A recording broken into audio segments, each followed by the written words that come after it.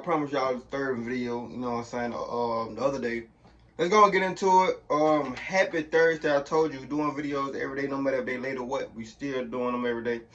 Make sure y'all give your thumbs up. Make sure y'all show love to these. The purpose of me going on breaks is for y'all to show love to the videos. The algorithm been tripping lately ever since I got back from the demonetization issue. For those who don't know, I went through a demonetized issue. But let's go ahead and get this video. You know what I'm saying? Make sure you give your thumbs up, like, share, subscribe. Criminals, but instead he became one. This is the story of a man who was paid to protect, a man whose job was to prevent theft, uphold rules, and ensure safety inside the walls of a retail giant. While others trusted him to catch thieves, he was stealing behind their backs. Damn. And then one morning, that betrayal turned lethal. Another man who came to work early, eager to provide for his growing family, walked straight into a death trap. Meet Bernard Grusha. Bernard was born on the 23rd of March 1975 in New York. Bernard appeared to embody the American dream.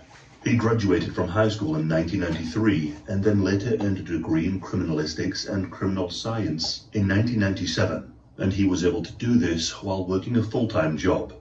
Damn. While he was juggling these commitments, he met a young woman named Heather. The couple hit it off, and in 1997, the couple got married. They both worked multiple jobs throughout the years, and with their shared finances, they were able to purchase multiple properties, and they were building quite the prosperous life. By 2006, the couple were able to buy a house in Elma, New York, worth $450,000. But despite having a healthy income from property, Bernard took a job in the retail store Toys R Us in 2007, eventually rising to the role of Regional Loss Prevention Officer with a salary of $90,000. The couple were doing great. However, beneath this facade, financial turmoil brewed. In 2008, Heather was tragically diagnosed with breast cancer, leading to mounting medical bills. Between high medical bills and unchecked spending, they racked up $1.2 million in debt. As a result, the couple filed for bankruptcy in 2009. They sold most of their properties, but retained their home in Elma and a couple of others. The added financial and emotional pressure must have had a significant strain on their marriage. On the outside, they appeared to be a strong, supporting couple. However, occasionally the neighbors reported hearing loud arguments. These escalated several times, with the police responding to domestic disputes on multiple occasions. As situation escalated further, on the 8th of June 2013, Heather and Bernard were having an extremely volatile argument. According to law enforcement, Bernard fired a 9mm handgun through a window of their rear home. According to some sources, he apparently did this to pretend that he had done something to himself. Upon hearing the shot fired, Heather rushed into the room to find him on the floor and called the emergency services, only for Bernard to then roll over. Bernard was testing to see if she still really cared for him. I done heard a story like this before in real life. Female I was fucking with. She told me her ex did some shit like that in real life. That shit's crazy. Like, damn, boy, that pussy that good. Following this, Heather filed for a domestic violence order against him. It stripped him of the right to ever legally own a firearm again, and the order gave her a layer of protection, but it was only on paper. Now, of course, this legal measure indicates a significant strain on their relationship. However, public available information does not provide details about whether or not Bernard formally separated or divorced after this event. But after the bankruptcy, a family member of Bernard came into a large sum of money, and some of this money was then passed on to Bernard. He had escaped the requirement to settle his debts, and now he had money again. But this wasn't enough. Bernard wanted more. Of course he did. Of course. Despite his professional role in preventing theft, Bernard exploited his position of power to embezzle over $200,000 worth of merchandise from Toys R Us. He would then take this merchandise and sell. He the reason goddamn Toys R Us is not available, I bet you. I guarantee you. The stolen goods online. These thefts were ongoing and systematic. carried out with insider knowledge and access to surveillance systems and the store keys. Bernard thought little of the thieves he caught, not for the crime they committed, but for their incompetency and their inability to steal. He saw himself as superior because he was so effective. In his mind, the petty thieves he once investigated were amateurs, sloppy, predictable. He was different. He was meticulous and invisible. But arrogance can make people reckless, and eventually it led him somewhere darker than theft. In a situation darker than what he had done to his wife. Damn. It was someone innocent, someone who had trusted him, a colleague and a father. Meet Larry Wells. Larry was born in New York in 1977. For the last 7 years, he had been the manager at Toys R Us. Colleagues remember Larry as being a big kid at heart, whose enthusiasm for toys and commitment to fostering a family-like atmosphere made him well loved among the employees. He married his high school sweetheart, Jill, and together they had a daughter named Madison. On the fateful day in which this case takes place, on the 29th of June 2013, his wife was pregnant with their second child. Larry was filled with immense joy and anticipation during this time. Everyone who knew him, including his colleague, the regional loss prevention officer, Bernard Gruscher, knew exactly how excited he was for the new addition to his family, making what happened in this case even more tragic and twisted. Embezzling toys, gadgets and teddy bears to sell online was a lucrative business for Bernard, but this carried significant risks. He could have been caught in the act, or caught when he was selling the products on eBay, which was his online vendor of choice. And so he came up with the grand idea that he could cut through the process by stealing directly from the store's safe, for cash. After all, he knew everything there was to know about the security in the store. The Toys R Us he worked at operated with strict discipline, and That's crazy too. He know everything and how, like, the people ain't like the detectives ain't gonna look into him. Which is the crazy part, bro. You know everything, all the passwords. They know you know all the passwords and everything. Sometimes you gotta be smart. Sometimes. You know they hook you up to a lot of detectives, right, too, when it comes to stealing and shit like that, right? From stores and you steal a lot of money. They hook you up to a polygraph. Yeah. was a relatively busy store.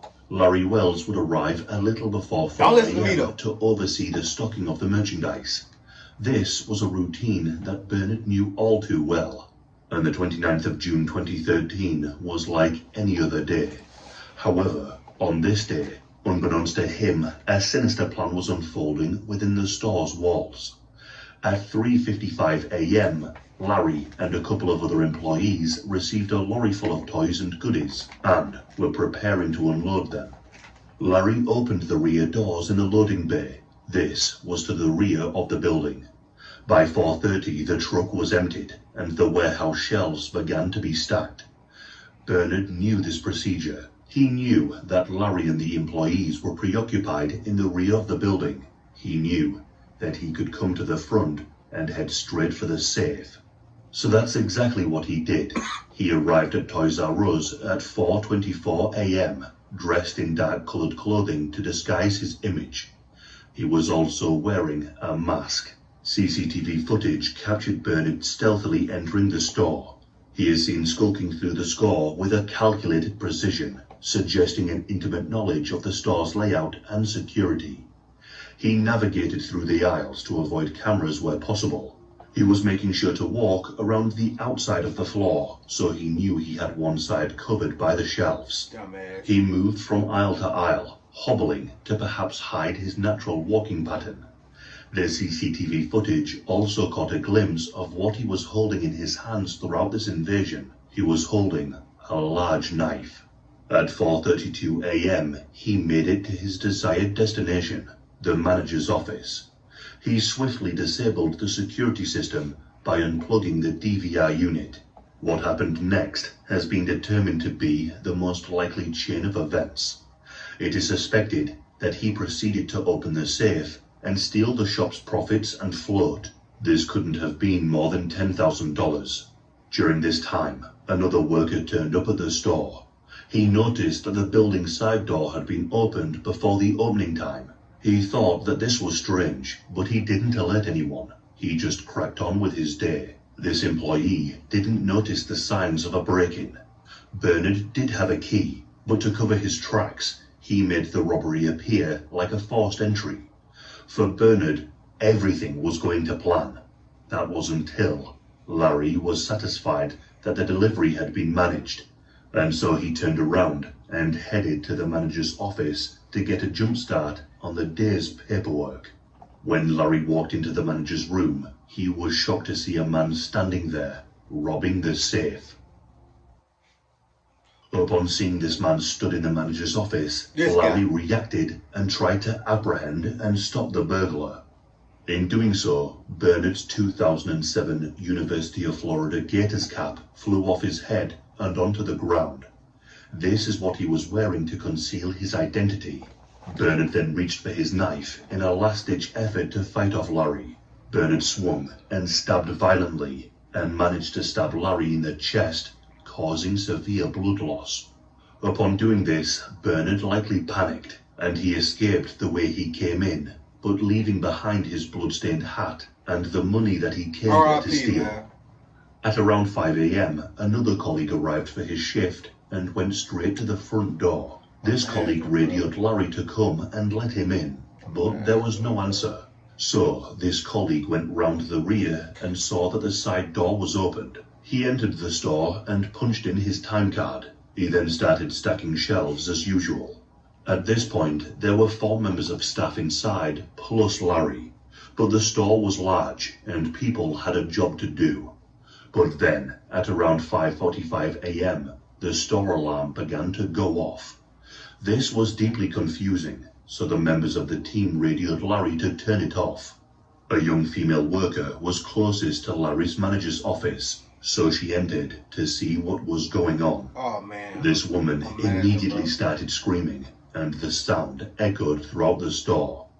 To this day, she says it was the worst thing she had ever seen in her life, and that the image still haunts her every single day. She found Larry positioned in his chair in a pool of his own blood, with a stab wound in his chest so severe that at first she thought he had been shot. But the members of the staff assumed that there was an active shooter and that they might be in the store still. And so all of the staff scrambled out of the store. Emergency services were immediately called. When the police arrived, they created a perimeter around the building and entered with extreme caution.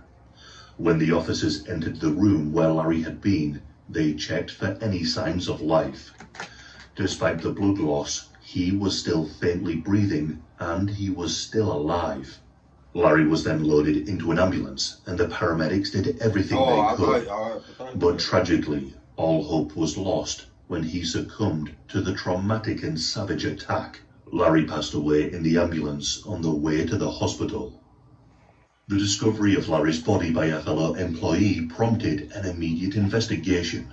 All 4 workers raised serious concerns for the investigators. One appeared to be nervous and shifty under questioning. Another arrived late with no clear alibi. And the third was the one who discovered the body. And the last and 4th employee refused to answer any questions and acted in... Imagine you working hard. Imagine you working hard every single day just to go and see one of your co-workers, you feel me? Somebody possibly your friend. He was the manager, so, you know what I'm saying? 9 times out of 10, I mean, of course, you feel me? But go to work, you know what I'm saying? Have to escape from, you know what I'm saying, so much shit. Then you have to go to work that have to be another person to somebody at your job getting M. It's crazy. You know what I'm saying? It ain't even safe at your work job. It been like that for years, though. I ain't gonna lie. It been like that. Strangely throughout the entire process. It ain't safe nowhere, really. Although, one thing mattered more than any of their behavior. Something left behind at the scene of the crime. A 2007 University of Florida cap was found on the floor beside the body. Investigators believed it had been accidentally left behind by the killer during a violent struggle. The 4 employees were still suspects at this point, but one detective had the cap sent in for testing, and it came back with DNA evidence. All 4 members of staff were also tested to see if they matched the DNA in the cap, but none of them did. The police needed some help, and so they brought in the store's loss prevention expert to review the security footage and assist with how the store security works. This man was, of course, Bernard. The police had their killer, but they didn't know it yet. Bernard was then tasked with assisting the officers in catching the killer. How he kept his cool whilst working side by side with detectives is beyond comprehension. The office cameras had been shut off, but the rest of the store still had some coverage. In the footage, they could see a man wearing a Florida cap moving through the aisles. He avoided every direct angle, only the top of his hat ever showed, so at least they knew for sure it was the killer's hat. The community's anxiety grew, fearing the perpetrator might evade justice. The investigators were stunned. They were fearing that the case was going to go cold, and Bernard believed that he had gotten away with it. And for a time, it did seem that Bernard had gotten away with it, but that was until the detectives began to retrace their own steps to see if they had missed something. That was when they realized that they had not yet taken one very important person's DNA, the loss prevention manager, Bernard. This was likely forgotten as he was the go-to guy during the investigation, and by all accounts, Bernard was very cooperative with the police. Whenever they needed him, he was always there. A couple of detectives did actually ask for a DNA sample from Bernard, but every single time, he made a reasonable excuse and was eventually forgotten about. On the 14th of August 2013, the police obtained a sample from Bernard, and around 150 days after the murder, on the 16th of October, the DNA results came back. The DNA results confirmed that Bernard was a match for the gator's hat found at the scene of the crime. Damn. The detectives went straight to his home and confronted him on camera, hoping he might slip up or confess. In the footage, it shows Bernard repeatedly claiming that he was innocent, even as they told him the evidence said otherwise. He was arrested and charged with second-degree murder. When being arrested, Bernard nonchalantly said, "Whatever guys, great. I didn't do it. This is crazy." The community sighed with relief. The Toys R Us killer was finally caught. Bernard was remanded to jail awaiting hearings and eventually the usual trial. However, the trial never came. On the 7th of April 2014, in a turn of events, Bernard was offered a plea deal, to which he accepted. He pleaded guilty to first-degree manslaughter in the county court, and this plea deal reduced the original second-degree murder charge to manslaughter. Now, this of course had some backlash with many members of Larry's family, along with the wider community. They were furious as to the decision to offer a plea deal in the first place, but the prosecutors themselves even acknowledged that it would have been extremely challenging to prove that Bernard had the intent to murder that day. If the case had gone to court, they may have failed in finding him guilty. This way, with a deal, the prosecution maintained a level of control to ensure that he was imprisoned for a long time. The agreement also spared Larry's family of the emotional toll of a drawn-out trial. As part of the plea, Bernard admitted to stealing over $200,000 worth of toys and cash from his employer, Toys R Us. The plea agreement required the defendant to pay restitution to Toys R Us in the amount of $223,000. Damn! But throughout the investigations, it came to light that between July 13th, 2013 and October 16th of 2013, he was in possession of a pistol despite being the subject of a restraining order issued by Elmertown Court. He had made false statements to the ATF and had told them that he had gotten rid of his pistol, when in fact he had not. So, at the same time, he pleaded guilty to possession of a firearm by a person subject to a domestic violence order of protection, which carries with it a penalty of 10 years in prison and $250,000 fine. On the 24th of June 2014, the judge sentenced Bernard to the maximum penalty for first-degree murder. 25 years in prison followed, by 5 years of probation. During the sentencing, Larry's wife, Jill, delivered a victim impact statement expressing the profound loss experienced by her family. She said, "I lost my husband, my best friend, the man who I loved so much. We were supposed to grow old together, raise our children together, and watch them grow up. But instead, he was taken from us. Our daughter, who was 4 at the time, lost the best father she could have. They did everything together. She just doesn't understand how someone could take her father away from her." This was but a mere glimpse into the devastation that Jill and the family felt. During the sentencing in July of 2014, Bernard chose not to address the court. He offered no public expression of guilt or remorse besides his plea, but his defense attorney did say that he was sorry. In the following years following Larry's death, the community has supported the Wells family. On the anniversary of his passing, hundreds of people gathered to write notes to lost loved ones and released balloons into the sky, symbolizing remembrance and solidarity. The case of the Toys R Us. Yeah, this is fucked up case, I ain't gonna lie. All about money, bro. All because of money. Money is the root of all evil. It is, bro. It definitely, money is the root of all evil. I just seen some, I done worked at a place, you know what I'm saying, Steak and Shake, you know what I'm saying, where the manager ran off on, I think, like, $5,000, $5,000 or more dollars. You feel me? He ran off. You feel me? Just left to say, came in, clocked in. Cause it wasn't no cameras. The cameras weren't even working, bro. That's the most fucked up part about it. The cameras wasn't even working. He came in, clocked in, seen when he clocked in, you know what I'm saying, went in the office, opened the safe, got the money, you know what I'm saying. We think he finna go get cash. Bro done ran off with the money. Oh man, that shit crazy. That shit, money is the root of all evil. Never that deep, man. Make sure I get this video a thumbs, like, and subscribe. Comment something, you know what I'm saying? Comment whatever y'all want me to react to, man. We doing videos until Sunday. So, see when I see y'all, make sure y'all go check out my second channel. I'm finna pop up right now. Let's ride, man.